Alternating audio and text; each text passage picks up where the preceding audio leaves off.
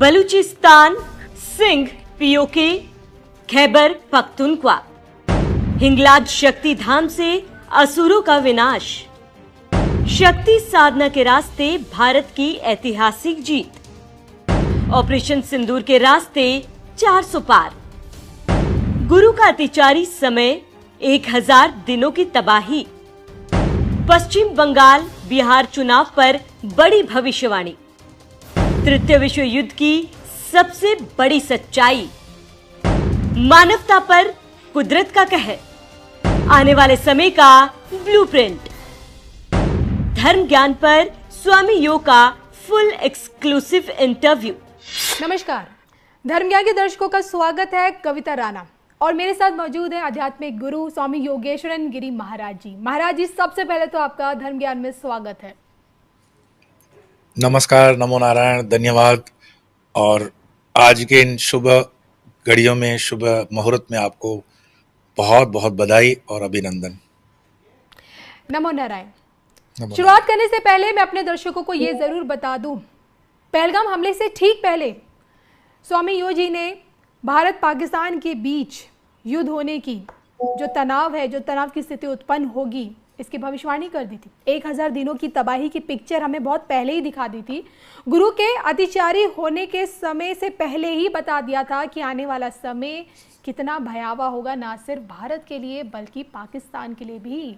और आपने देखा है कि फाइनली 2 हफ्ते बाद जाके अब पहलगाम हमले का बदला लिया जा चुका है। ऑपरेशन सिंदूर के चलते, एयर स्ट्राइक के चलते इस वक्त ना सिर्फ पाकिस्तान बल्कि पीओके दोनों में घुसकर भारतीय सेना ने आतंकी 9 ठिकानों को नेस्तनाबूद कर दिया, जिसके चलते अब जाके जो एक बदले की आग जो जल रही थी हम भारतीयों में, अब जाके थोड़ी सी शांत हुई है।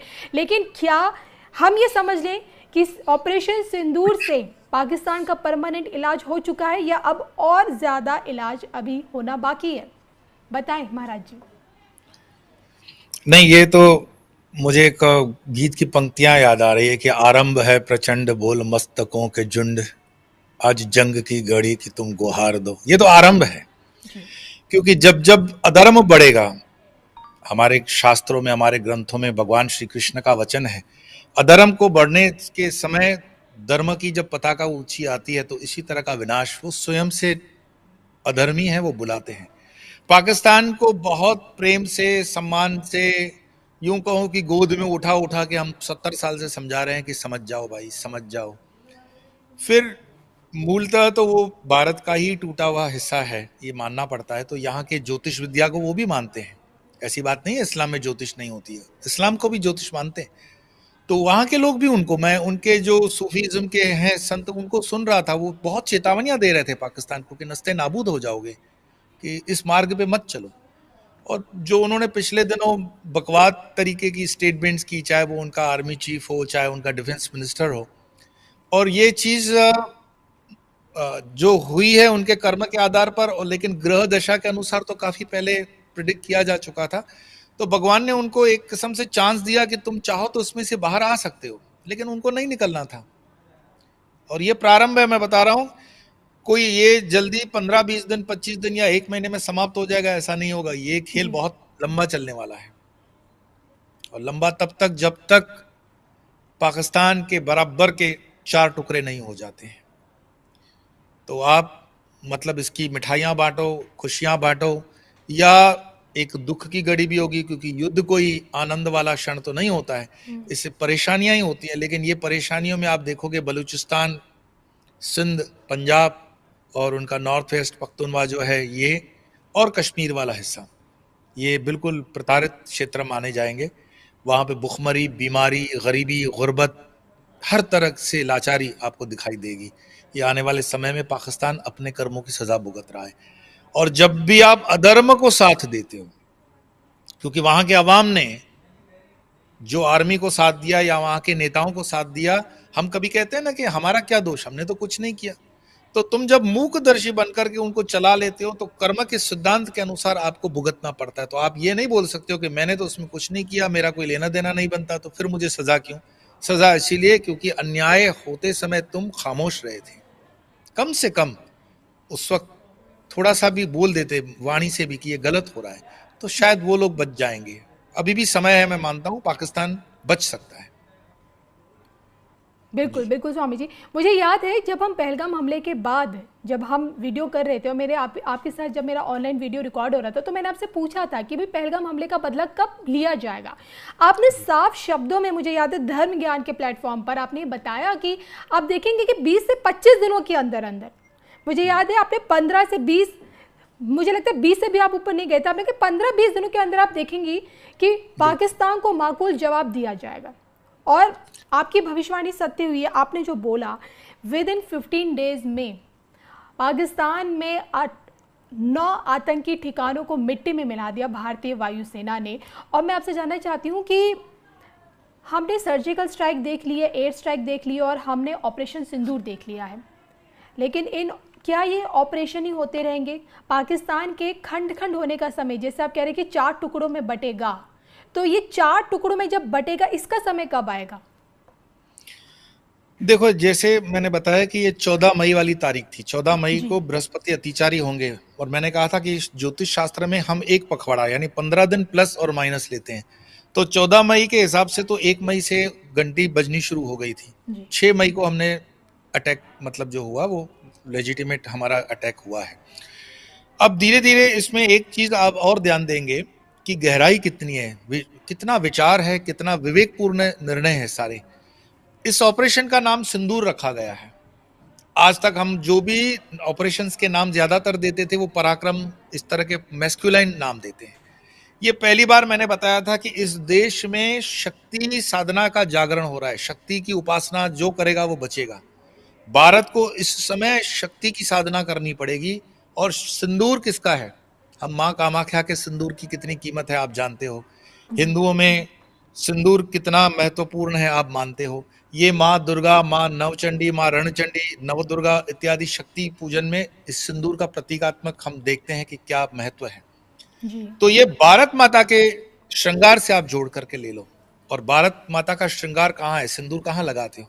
तो मस्तक पे है जी। और मस्तक पे जब सिंदूर लगाया जाता है तो हम मानते हैं कि वो श्रृंगार का बहुत एक महत्वपूर्ण अंग माना गया है। यहाँ से प्रारंभ किया है और यहाँ से प्रारंभ हो गया और खुले, जिसको कहते हैं ना, डंके की चोट पे 9 जगहों पर अटैक होता है और विद इन मिनट्स भारत उसको कंफर्म करके जिन जिन को मतलब अपडेट करना था वो अपडेट होता है। दूसरी आपने एक चीज देखी होगी कि इस पूरे न्यूज की अपडेट देने वाली दोनों मातृशक्ति हैं। एक है कर्नल सोफिया कुरैशी और दूसरी है विंग कमांडर व्योमिका सिंह जी। आप इसको भी प्रतीकात्मक समझना। ये कोइंसिडेंट नहीं है कि दोनों स्त्री शक्ति, नारी शक्ति ब्रीफ कर रही है। भारत के अंदर नारी शक्ति का जागरण का ये प्रतीक है। सिंदूर इस ऑपरेशन का नाम है और ब्रीफ करने वाली दोनों नारी शक्ति हैं। तो मैं मानता हूं कि धीरे धीरे आपने देखा होगा कि जल से विवाद प्रारंभ होता है तो जल भी सिंधु नदी है जी। वहाँ शक्ति जो हमारे मतलब कहते हैं ना अधिकार वाला जल था वो वहां जा रहा था जी। तो कभी कभी दुराचारियों को, पापियों को जल पिलाना पुण्य नहीं होता है, पाप होता है। वो हमने पुण्य काम कर दिया, कि हमने दिखा दिया। अब प्रश्न होता है कि इस चीज का इम्पैक्ट देखो। ज्योतिष जो है उसको सिर्फ हम रैंडमली ये नहीं कह सकते कि ये ज्योतिष जो है वो धर्म से जुड़ा हुआ। ज्योतिष पूरा का पूरा विज्ञान है, साइंटिफिक है। अगर आपके अंदर थोड़ी भी फिजिक्स, भौतिक शास्त्र की समझ है जी। और विज्ञान का थोड़ा भी आपके अंदर गहराई समझने की है तो आप ज्योतिष शास्त्र को काफी लंबे तक समझ भी सकते हो और उस ज्योतिष शास्त्र के आधार पर काफी कुछ बदल भी सकते हो और काफी कुछ चाहे तो चेंज भी कर सकते हैं। क्यों? इसका समाधान हमारे हिंदू धर्म में है, कर्म के आधारित। आप कर्म करके कुछ चीजों को बदल सकते हो, पूर्ण रूप में न भी बदलें। जैसे पूरी बारिश की सीजन में बारिश होने वाली है, मैं हमेशा ये उदाहरण देता हूं, हम बारिश को बंद नहीं कर सकते हैं। तो ज्योतिष शास्त्र कहता है कोई बात नहीं, मैं आपको छाता बना के देता हूं, अपने सर को बचा लो, बच जाओगे। ज्योतिष वो छाता है। तो इसमें कई प्रेडिक्शंस, जैसे मैंने बताया था कि एक वो जो वक्फ वाला बिल था, नवंबर में अगर रिलीज होता तो दंगे फसाद हो सकते थे। उसी आधार पर मैं आज, क्योंकि पाकिस्तान वाला मुद्दा है, पाकिस्तान को हालांकि मैं मानता हूं कि 10-15 साल पहले ही डिसमेंटल हो जाना चाहिए था, लेकिन चूंकि मैं हमेशा कहता हूं वो है तो हमारी नाजायज तरीके से निकली हुई जगह, तो वो कोई ऋषियों का पुण्य, कोई वहां पे भी 2-4 अच्छे साधुवाद वाले पुरुष होंगे जिसकी वजह से वो देश टिका रहा है थोड़ा बहुत। और अब उसका समय समाप्त हो गया। अब आप देख रहे हो हमारी हिंगलाज माता, मैं शक्ति पे आ रहा हूँ, बलूचिस्तान में कौन है शक्तिपीठ? हिंगलाज माता जी है। ये हिंगलाज माता जी जागृत हो रही हैं। और आप देखोगे कि बलूचिस्तान में अपने आप जो मूवमेंट हो रहा है उसमें कोई हिंदुस्तान का हाथ वगैरह कुछ विशेष नहीं है, वो अपने आप में आजाद होने की मुहिम वहां चल रही है। मैं जल के बंटवारे को देख करके देख रहा था कि सिंधी और पंजाबी वहां पे लड़ रहे हैं अभी। तो सिंधु को सिंधु देश अलग चाहिए। पंजाबी हमेशा से वहां हावी रहा है, पंजाबियों ने वहां पर शोषण किया है पाकिस्तान के। पंजाबियों ने जितना आतंक वहां फैलाया हुआ है वो और किसी जगह का मतलब कंपैरेटिवली नहीं है। पठानों को उन्होंने परेशान किया, आपने देखा इमरान खान के साथ क्या हुआ। जी। तो धीरे धीरे वहां पर हम जो कहते हैं ना कि भारत देश के अंदर जातिवाद है, नहीं भाई, जातिवाद जितना भारत के अंदर है वो भी भारत का ही हिस्सा है, उतना जातिवाद वहां पर है। वो जो बार बार कहते थे ना कि इस्लाम में, कुरान में एक बिंदी तक की करेक्शन नहीं होती है, तो कुरान तुम्हारा एक है, रसूल तुम्हारा एक है, सब कुछ एक है, फिर क्यों लड़ मर रहे हो? तो ये साबित करता है कि अगर पुस्तक एक हो जाए या उसके मानने वाले भी एक मस्जिद में खड़े हो जाएं तो इससे कोई मनुष्य के स्वभाव में फर्क नहीं पड़ता है।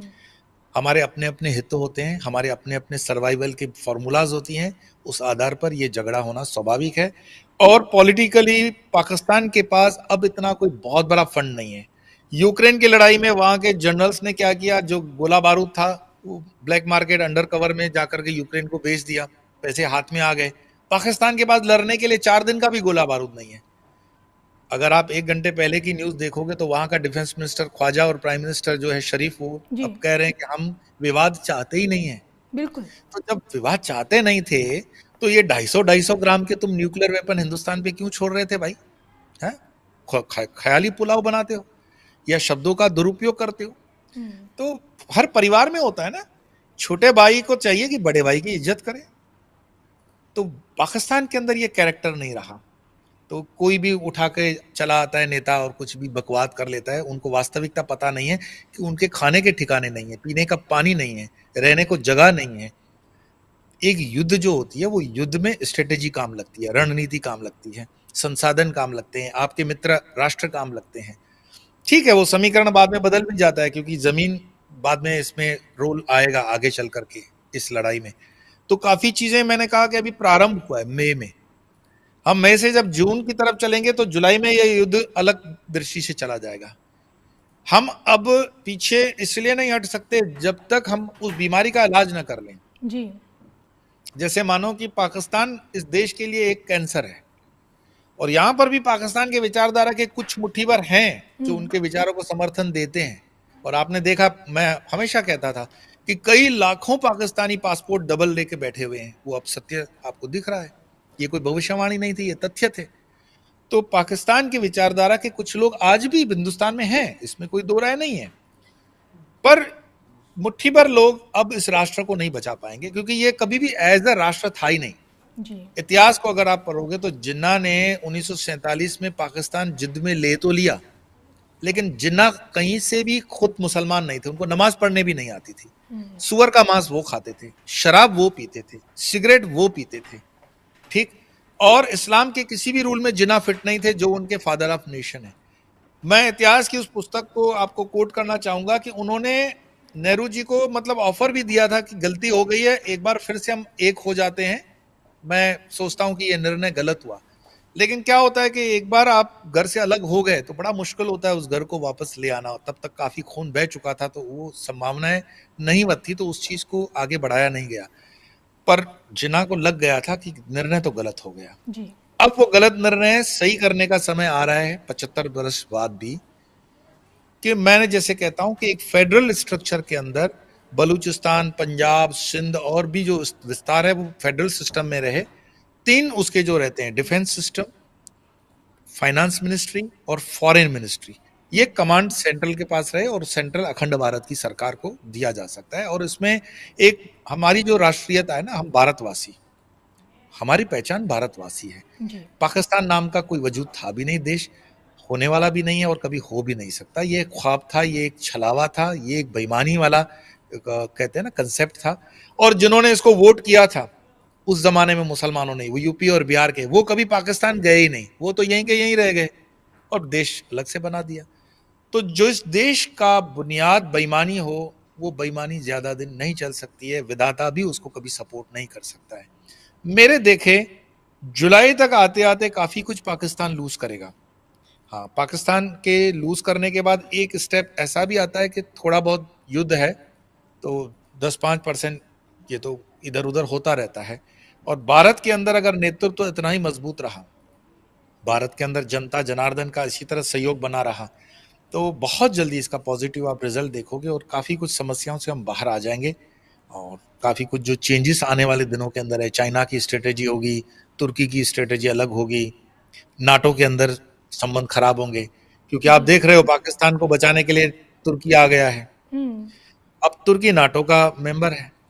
तुर्की अगर नाटो का मेंबर है और अगर वो पाकिस्तान को सपोर्ट करता है, तो इसका मतलब ये हो गया नाटो के अंदर का अरेंजमेंट कि दूसरा नाटो मेंबर कभी भी अपने मेंबर पर लड़ाई नहीं कर सकता है। तो हमारे पक्ष में नाटो के मेजॉरिटी कंट्रीज हैं, जिसमें अमेरिका भी आप मुख्य मान लो हमारे साथ है। तो क्या तुर्की के ऊपर अमेरिका हमला करेगा? तो जो मैंने पहले कहा था कि नाटो का विखंडन हो जाएगा, नाटो टूट जाएगा।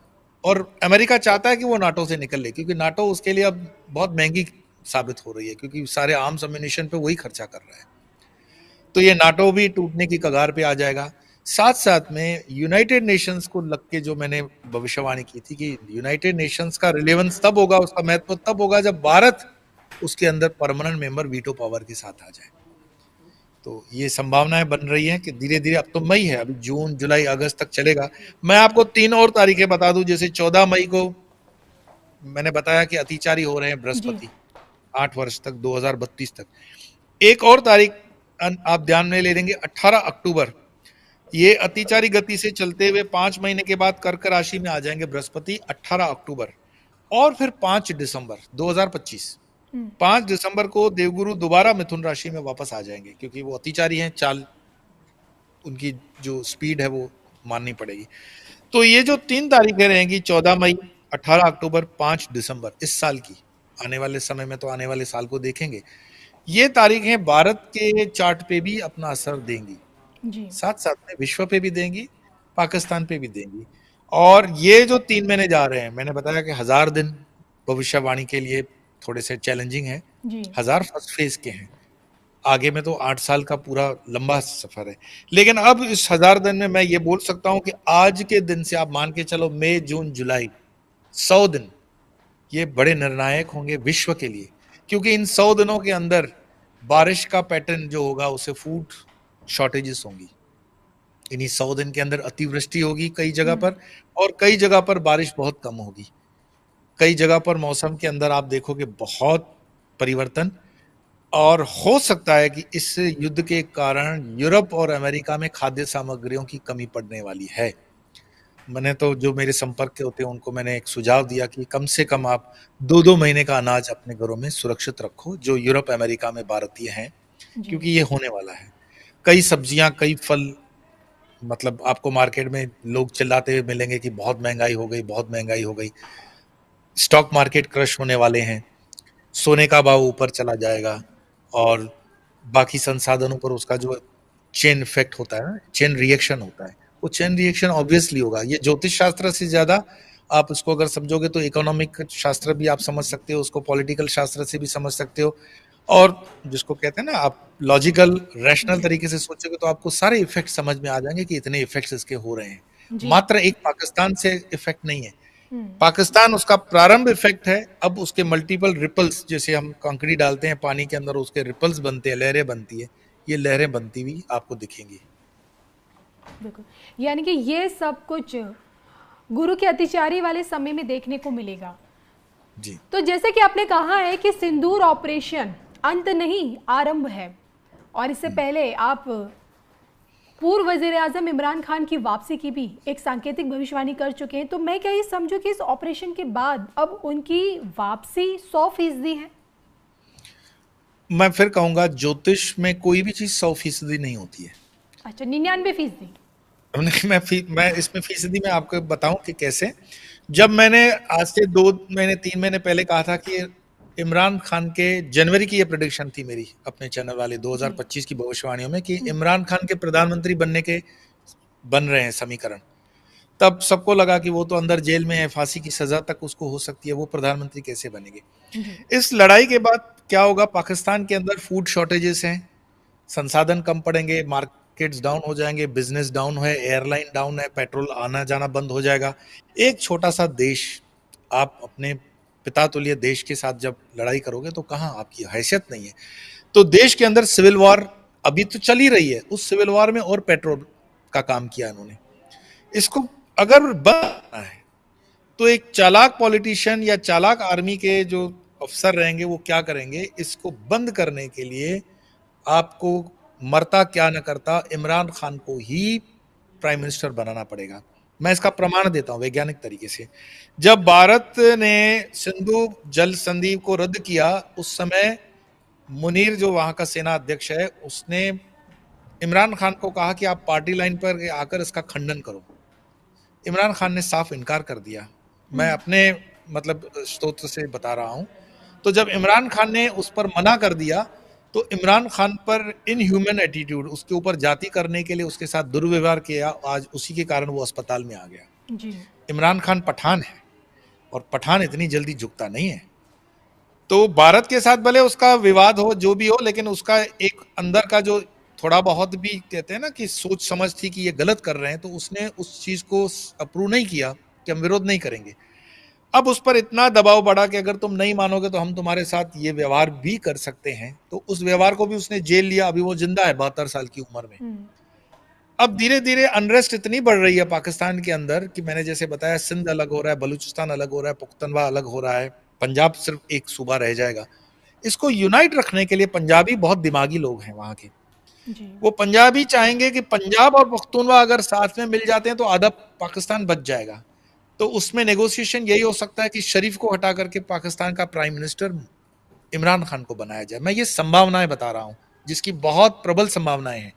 और ये आपको जून के मध्य में मूवमेंट आपको मिलनी शुरू हो जाएगी कि पाकिस्तान की सेना इमरान खान के साथ डील कर रही है, इमरान के सर से कई इल्जाम हटाए जाएंगे, अदालतें उसको बरी करना शुरू कर देगी, और फिर धीरे धीरे धीरे धीरे इमरान अगर बागडोर संभालता, अगर इमरान के गृहचारी और ये बुद्धि का उसने खूब मतलब जिसको बोलते हैं ना परिचय दिया, तो ये व्यक्ति चाहे तो बहुत कुछ पॉजिटिव कर सकता है जी। लेकिन यही व्यक्ति विनाश का कारण भी बनेगा पाकिस्तान की, क्योंकि हाँ, पाकिस्तान के विनाश का कारण भी यही बनेगा। रीजन ये है कि अगर इसको मान लो कि कुर्सी पर बिठा दिया जाए जी।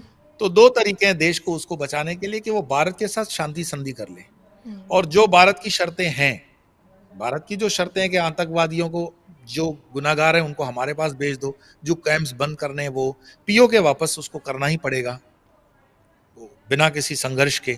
अगर ये चीजें वो इशू ना बनाते हुए हो जाती है तो बहुत बढ़िया, जिसकी संभावना है बहुत कम है, जीरो मेरे ख्याल। और अगर उसके सामने वो खड़ा हो गया कि नहीं, जैसे वहां के अवाम का दिमाग के अंदर है ना कि हम तो संघर्ष में ही करेंगे, भूख मर जाएंगे, घास खाएंगे, लेकिन हम बम बनाएंगे जी।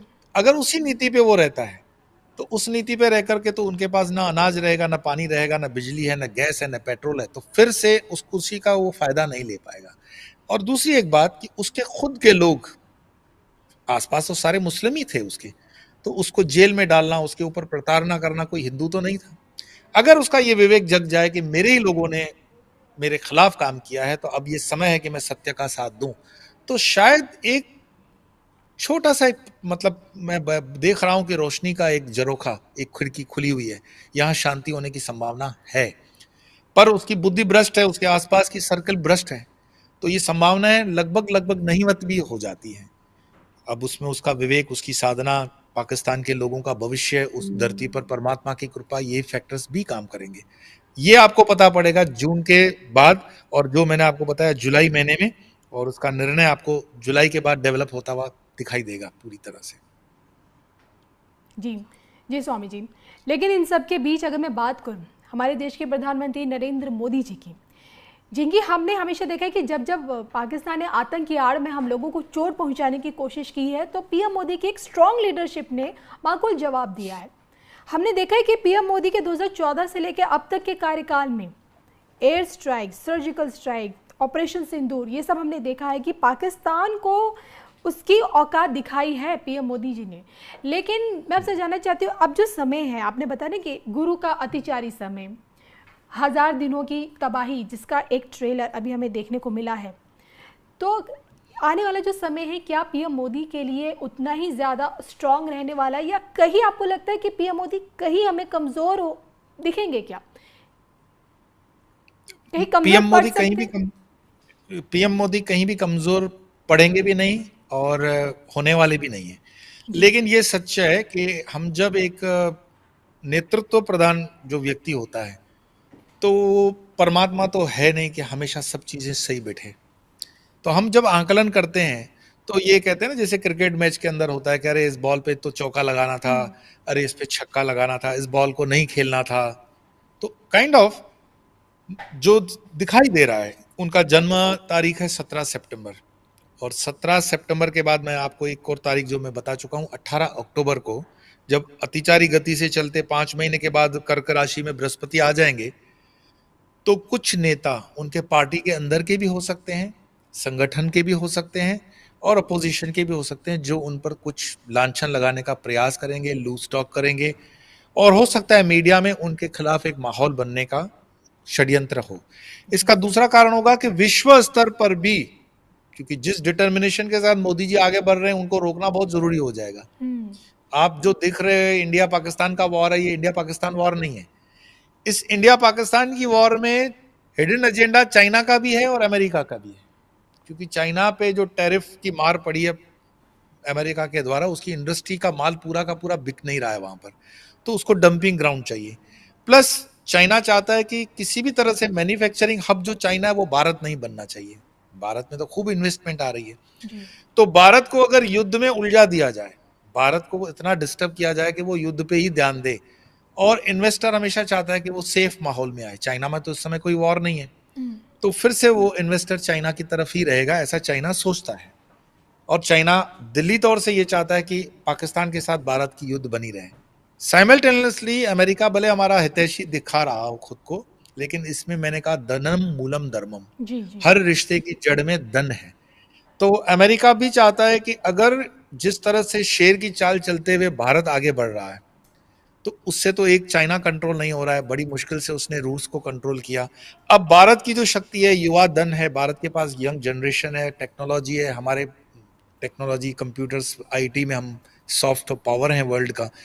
तो अमेरिका की भी जो नीति है, जो मैं कहता हूं कि विजनरी होती है, 20-25 साल आगे देखती है, उसको बिल्कुल ये पता है कि भारत को रोकना लगभग नामुमकिन है।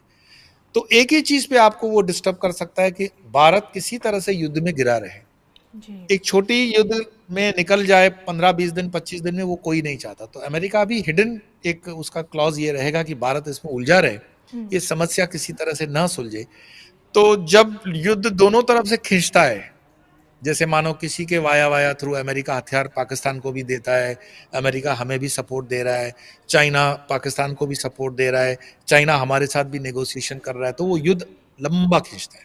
और जब युद्ध लंबा खींचेगा तो लोग उसमें से फिर परेशान होना शुरू हो जाते हैं, क्योंकि आसपास सब डिस्टर्ब हो जाता है, आपकी एयरलाइन वगैरह सब डिस्टर्ब है, इन्वेस्टर्स डिस्टर्ब हैं, स्टॉक मार्केट डिस्टर्ब है।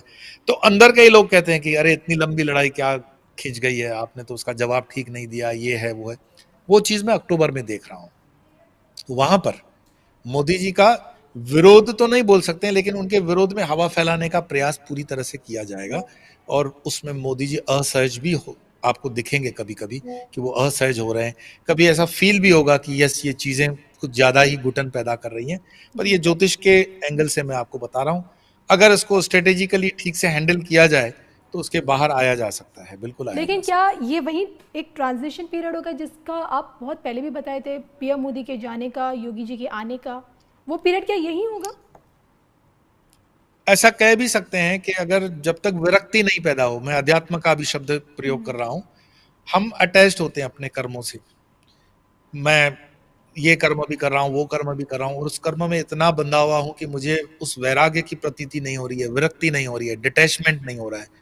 तो वो डिटैचमेंट जन्म कुंडली में जब केतु का घर वगैरह सेट होता है, तो वो सारे जो ग्रह हैं उस तरफ हमें प्रेरित करते हैं कि वो डिटैचमेंट आता है, और मन में वो भाव आता है कि इस देश के लिए इतना किया, इस देश के लोगों के लिए इतना किया, मैंने सर्वस्व त्याग करके ये किया, क्या फिर भी मेरा उतना नहीं है? तो वो विरक्ति से फिर हम सहज बोलने लगते हैं कि मैं अब जा रहा हूं भाई, संभालो अपना काम।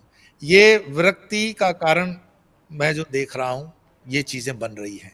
और यस, यहां से फिर आप देखोगे भारत की राजनीति में एक नया अध्याय प्रारंभ होने का श्री गणेश होगा। हालांकि ये सवाल मुझे लगता है बहुत बहुत आगे का है। क्या यहीं से अगर बाद में हमें सर्जिकल स्ट्राइक या एयर स्ट्राइक और देखने को मिले तो योगी आदित्यनाथ जी के नेतृत्व में देखने को मिल सकता है? मोदी जी अगर, भगवान न करे हम जो बोल रहे हैं कि ऐसे समीकरण बने और मोदी जी अपने समय से सपोज करो राजनीति से पीछे आ गए, और ऐसे आप देखो कि योगी जी का चार्ट मजबूत है और योगी जी लीड कर रहे हैं, तो योगी जी के आने से भाजपा के अंदर भी राजनीति हो जाएगी। जो सीनियर लीडर्स हैं वो उनको सहजता से स्वीकार नहीं करेंगे। ये राजनीति का नियम भी है कि भाई जो बरसों से अपना को खपा रहे हैं वो उतनी सहजता से उनको स्वीकार नहीं करेंगे। तो वो क्या होती है राजनीति में? लेग पुलिंग, एक दूसरे की टांग खींचना होती है। और राजनीति एक ऐसा विषय है जहां पर परमानेंट ना दुश्मन होते हैं ना दोस्त होते हैं। तो देश की आंतरिक स्थितियां जो है, एक तो युद्ध से हम गुजर रहे होंगे, तो अंदर में भी जिसको कहते हैं ना कलह, सिविल वॉर शब्द मैं नहीं बोलूंगा, लेकिन अंदर में थोड़ा बहुत कलह का माहौल बनेगा। और आप देखोगे सड़कों पर जिंदाबाद मुर्दाबाद कई आंदोलन, और इसमें अनेक धर्मों के लोग भी हो सकता है कि बढ़ चढ़ करके बाहर आ जाएं। उस समय योगी जी का जो राज करने का तरीका होगा, उसको सपोर्ट करने के लिए आर्मी को उतारना पड़ेगा, जिसका मैंने 26 और 27 का प्रेडिक्शन किया हुआ है। 2027 के आसपास इस देश को आर्मी उतारनी ही पड़ेगी। अभी हम 2025 में चल रहे हैं, तो ये थोड़ा सा एडवांस लग रहा है कि 2 साल पहले आप ये चीजें कैसे बोल रहे हो, लेकिन 2027 मतलब 26 से एंड के बाद से आप देखोगे मोदी जी अगर नहीं है तो स्थितियां बदल रही हैं। देश में आंतरिक सुरक्षा, आंतरिक शांति भंग हो रही है। उसको ठीक करने के लिए योगी जी स्वयं से कहेंगे कि आर्मी को ये सौंप दिया जाए और आर्मी उसमें आएगी। एक बार इस देश में अगर आर्मी उतरती है तो आप देखना जो काम हम 75 साल में नहीं कर पाए हैं वो 75 दिनों में कर देंगे, क्योंकि आर्मी आर्मी होती है, डिसिप्लिन है उनका, और ये देश के हित में ही होगा, देश के नुकसान में नहीं होगा। तो हमें ये भरोसा रखना चाहिए कि परमात्मा जो भी करेगा वो सब अच्छा ही करेगा और अच्छा ही होगा। स्वामी जी, आपने 2027 की तस्वीर दिखाई, लेकिन उससे पहले 2026 में पश्चिम बंगाल का चुनाव और बिहार का चुनाव है। सवाल इसलिए पूछा जा रहा है क्योंकि मुझे याद है कि पीएम मोदी जी के पहले कार्यकाल में जब सर्जिकल स्ट्राइक हुई और 19 के चुनाव से ठीक पहले एयर स्ट्राइक हुई, उसके बाद भाजपा को ऐतिहासिक बहुमत मिला था लोकसभा में 303 सीट्स, 303 सीटें। पश्चिम बंगाल जीतना भाजपा के लिए हमेशा से इम्पोर्टेंट रहा है। चरम कह सकते हैं कि पीएम मोदी का एक बड़ा लंबा समय वहाँ पे रहा है पश्चिम बंगाल में, गढ़ माना जाता है पश्चिम बंगाल दीदी का। अभी जो हमने मुर्शिदाबाद हिंसा देखी, और अब ये जो आपसे जानना चाहती हूँ कि सिंदूर, ऑपरेशन सिंदूर से ही क्या अब की बार बंगाल में कमल खिलाया जाएगा? मैं तो सबके लिए शुभकामनाएं दूंगा और सबके लिए शुभ ही कहूंगा, लेकिन इस आने वाले समय के अंदर दीदी को स्वास्थ्य की परेशानियां हो जाएंगी, तो स्वास्थ्य से भी वो कमजोर पड़ेगी, और दीदी के खुद की पार्टी में भी आंतरिक कलह होगी। ये दूसरा कारण बनेगा। तीसरा कारण, पिछले 2 साल से जो बंगाल की जनता प्रताड़ना झेल रही है और हिंदू जनमानस को जो वहां चोट पड़ी है उससे हिंदू जग चुका है। ये चीज बीजेपी को फायदा देगी, और इन चीजों को ध्यान में लेते हुए बीजेपी अगर कोई भूल ना करे, अगर अपनी आंतरिक कलह या कोई पॉलिटिकल भूल ना करे, तो बंगाल के अंदर बीजेपी बहुत अच्छे से सरकार बनाने की किनारे पे है। और जैसे मैंने कहा कि थोड़ी बहुत जो तकलीफें दिख रही हैं 26 और 27 के आसपास की, वो बंगाल में अनरेस्ट होने की चांस, अनरेस्ट मतलब पब्लिक जो बांग्लादेशी मुस्लिम्स माइग्रेंट हैं वो एक बहुत बड़ी संख्या में है। तो आप देखोगे कि जो भी आंदोलन बंगाल में हो रहे हैं वो बांग्लादेशी मुस्लिम्स के द्वारा होंगे, जो दंगे भी होंगे बांग्लादेशी मुस्लिम्स के द्वारा हिंदुओं के विस्तार में किए जाएंगे। अगर उसमें ठीक से वर्तमान दीदी की सरकार उसका मुकाबला कर लेती है तो अपनी साख बचा लेगी और कुछ राजनीतिक भी लाभ उसको मिलेगा। लेकिन मुझे लगता है कि फिर से वही विनाश काले बुद्धि विपरीत, आप छोटी छोटी गलतियां करते हो और उसका खामियाजा बड़ा होता है। तो ये एक बीजेपी के लिए दरवाजा खोल रहा है। बंगाल में बीजेपी बहुत अच्छे से आगे जा रही है, और उसमें मैं ऐड करना चाहूंगा कि एक हिम्मत का काम उसको करना पड़ेगा कि चुनाव से कुछ महीने पहले वहां पर राष्ट्रपति शासन लगाना अति आवश्यक है। और अगर वो राष्ट्रपति शासन लगता है तो निष्पक्ष चुनाव होंगे, और बांग्लादेशी जो वोटर है वो आप रोक पाओगे, अन्यथा रोकना बड़ा मुश्किल है। बिल्कुल। जाते जाते एक सवाल मेरे मन में है कि अतिचारी देवगुरु बृहस्पति के 8 साल, क्या इन 8 सालों में ये समझा जाए कि तृतीय विश्व युद्ध होकर रहेगा? विश्व युद्ध जिसको हम बड़े स्केल पे कहते हैं ना कि न्यूक्लियर वॉर होगा, जी जी। जब मुझे पता ही है कि मैं आपको मार करके खुद भी मरने वाला हूं, तो मैं आपको कभी भी नहीं मारूंगा।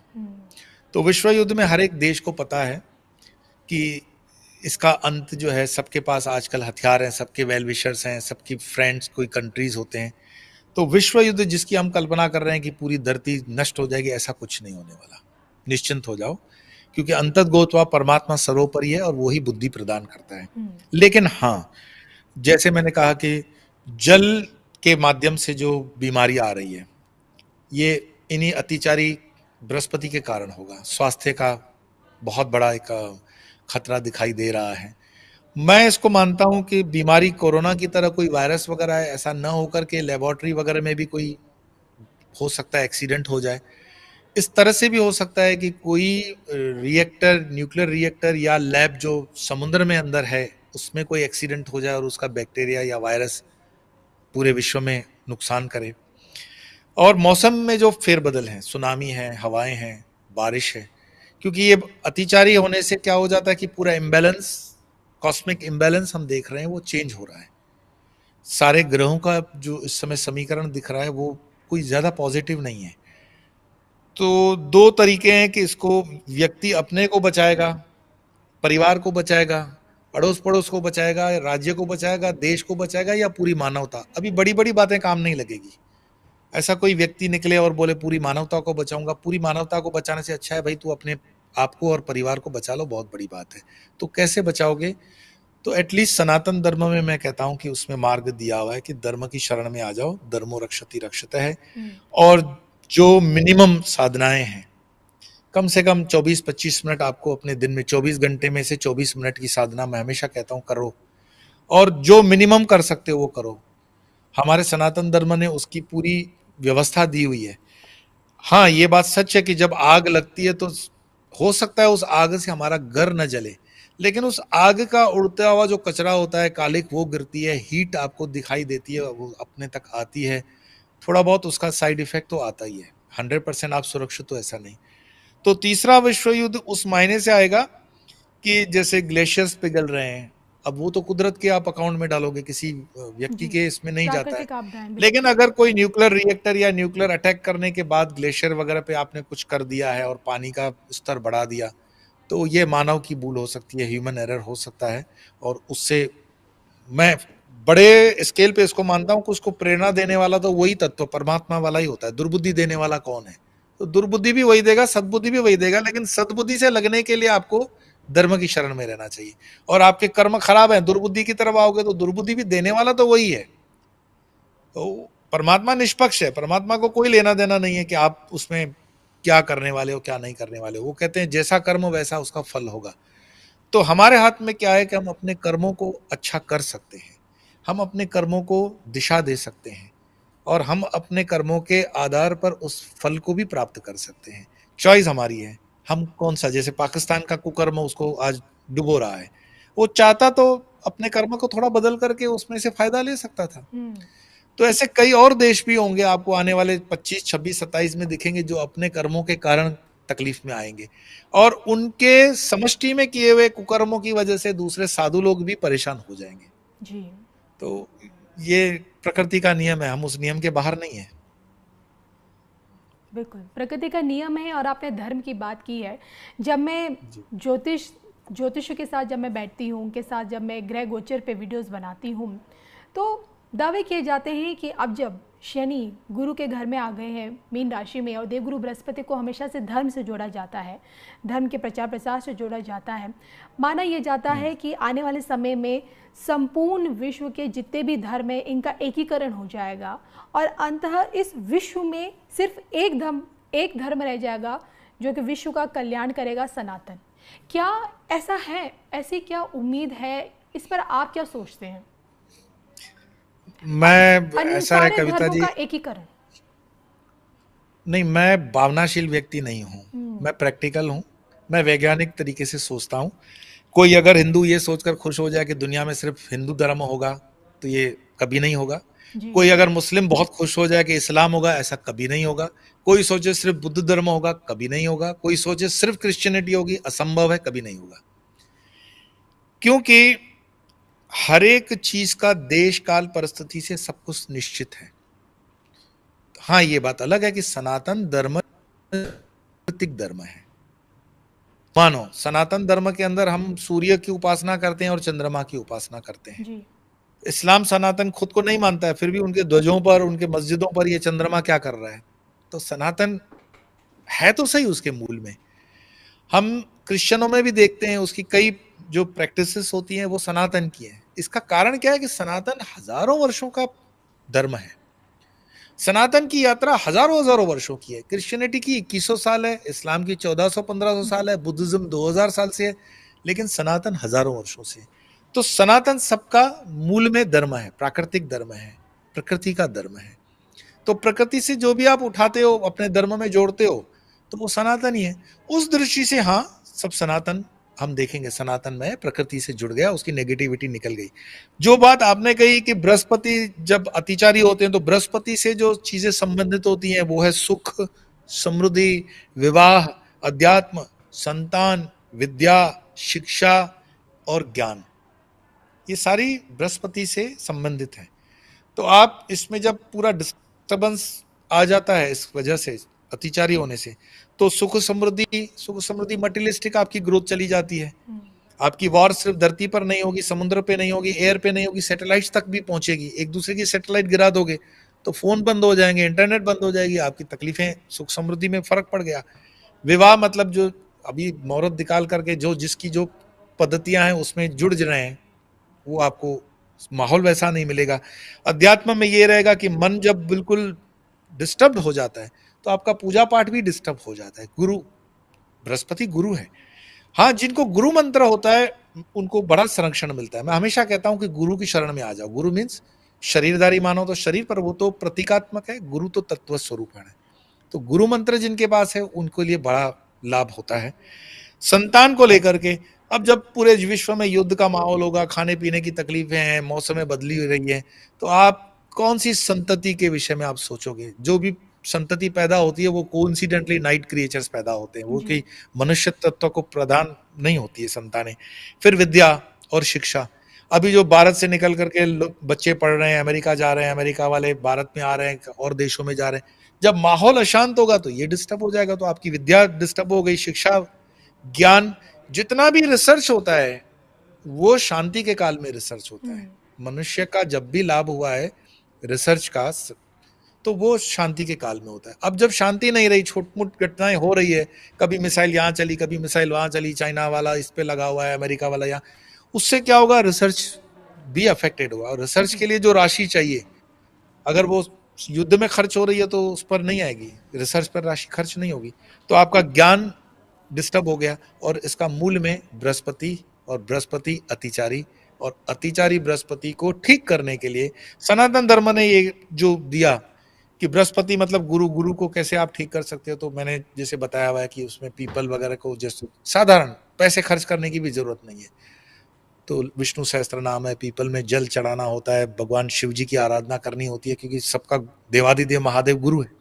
तो गुरु से लगते हुए जो भी, ये विषय थोड़ा विषयांतर हो जाएगा, हम तो विश्व स्तर पर चल रहे हैं, तो उसको अगर आप थोड़ा स्टडी करोगे तो अपने आप को, अपने परिवार को और उस क्षेत्र को बचा सकते हो।